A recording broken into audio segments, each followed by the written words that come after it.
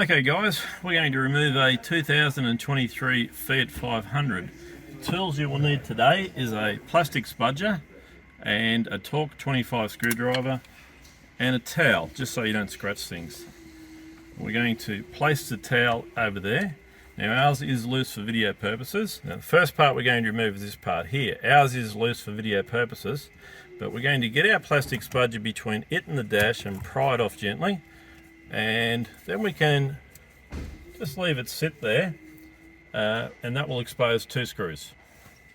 Okay, so now that we've got this part off here, there'll be 2 screws in there. You'll need to remove those. Once again, we'll use our plastic spudger. We're going to pry this part up here. Now it is connected by an electrical connection.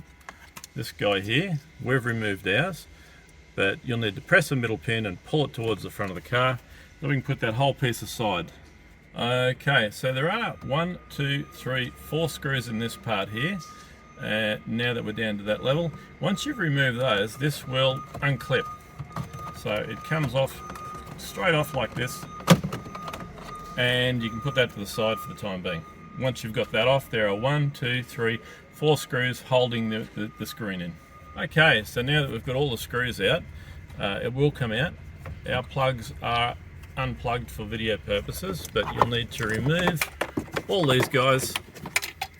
This one's removed by just folding that back and pulling it out. All the plugs come out by pressing that center pin and pulling it towards the front of the car, and you can send that off to Supertech Electronics for repair.